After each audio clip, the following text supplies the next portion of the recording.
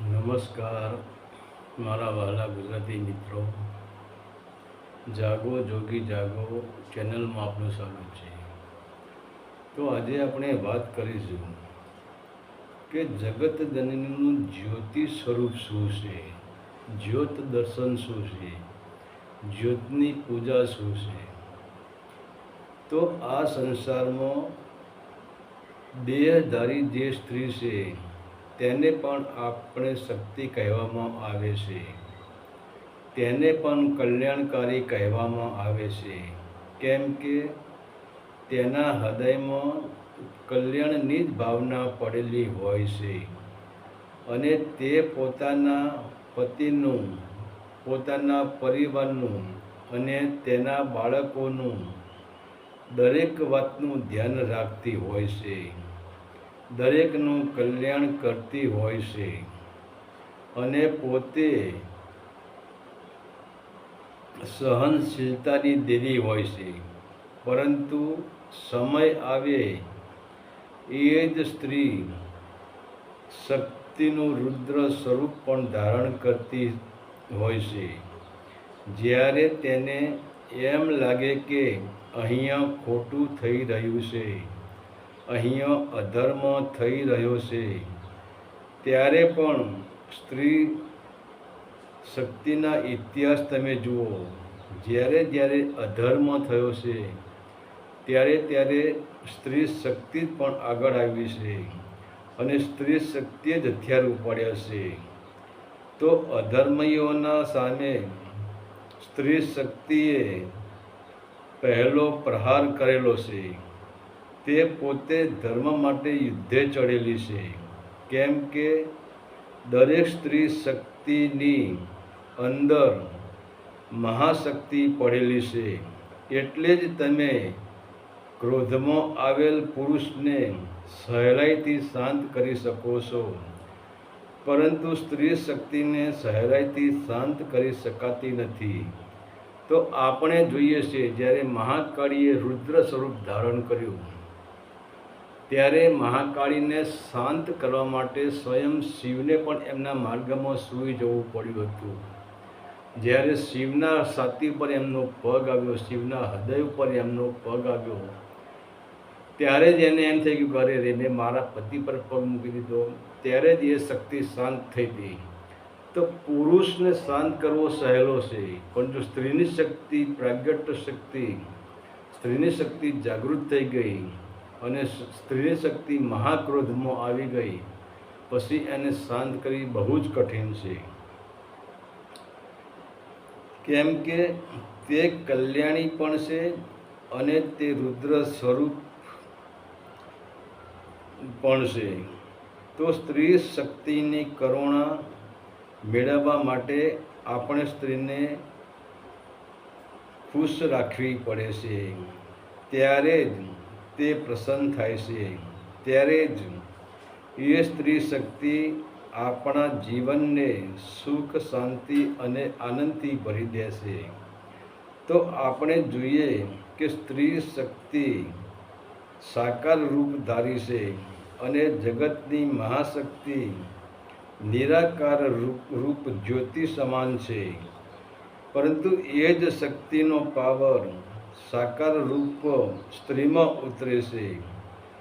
તો હવે આપણે એ જોઈશું કે 9 દિવસની નવરાત્રિમાં મા શક્તિની પ્રાર્થના કેવી રીતે કરવી, માને ખુશ કેવી રીતે કરવા, માના આશીર્વાદ કેવી રીતે મેળવવા. તો પહેલી વાત આપણે માતાજીના ફોટા કે માતાજીની મૂર્તિની જે પૂજા કરીએ છીએ તે તો મૂર્તિ આપણે આપણી કલ્પનાથી જ બનાવેલી છે અને આપણે જે પૂજાપાઠ કરીએ છીએ તે ફક્ત કર્મકાંડ જ છે અને માનું અસલી સ્વરૂપ જ્યોતિ સ્વરૂપ છે. મા એક દિવ્ય જ્યોતિ છે. તો આપણે આપણા ઘરમાં જે માના નામની જ્યોત પ્રગટાવીએ છીએ એ જ માનું સ્વરૂપ છે. અને આપણે જોઈએ છીએ કે જ્યોતમાં એટલે કે અગ્નિમાં તમે જે નાખો એ તરત સ્વાહા થઈ જાય છે. જેમ કે તમે એક જ્યોતનો ફોટો ઘરમાં રાખી દીધો તો તમારા ઘરમાં અંધકાર થતો તે જ્યોતનો ફોટો તમને પ્રકાશ આપી શકવાનો નથી. પ્રકાશ માટે તો અસલ જ્યોતની જરૂર પડે છે. ફોટો તો ફક્ત પ્રતીક જ છે. તો માતાજીની સાચી ભક્તિ, સાચી પૂજા, સાચી પ્રાર્થના એ જ છે કે માતાજી ઉપર પૂરી શ્રદ્ધા, પૂરો વિશ્વાસ રાખી, મનમાં પવિત્રતા રાખીને આપણે આપણા સ્થાનમાં એટલે કે આપણા ઘરમાં સકારાત્મક ઉર્જાથી એક બાજટ ઉપર માતાજીની જ્યોતનો સ્વરૂપના નામની જ્યોત પ્રગટાવો અને એ જ જ્યોતિનું ધ્યાન ધરો. સકારાત્મક ભાવથી જ્યોતિના સામે ત્રાટક કરો અને ધીરે ધીરે તમે પોતાને ભૂલી જાવશો અને જ્યોતિમય થઈ જાવશો. તમને અનુભવ થશે કે એ જ્યોતિ સ્વરૂપ તમારામાં ઉતરી રહ્યું છે. તમારી અંદર પડેલો વિષય વાસનાનો કચરો બળી રહ્યો છે.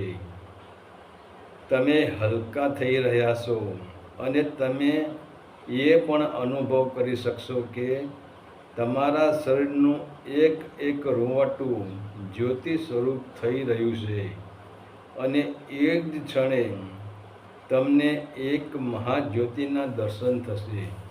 તો મહાજ્યોતિ જે આપણે છે અને આમે શું છે કે મહાશક્તિ જ્યોત સ્વરૂપ જ છે.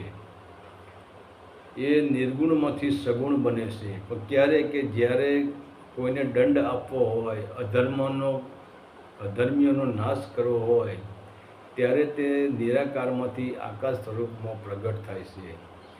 તો ખરેખર આપણે જે કરીએ છીએ મૂર્તિ પૂજા, એની પાઠ પૂજા, હા તે ઇધર તિધર, આ બધું કર્મકાંડમાં છે. જેમ આપણે જોઈએ કે નહાવાથી શરીર સાફ થાય છે પણ મન સાફ થતું નથી, એમ બાહ્ય કર્મકાંડથી આપણા મન ઉપર એની અસર પડે છે.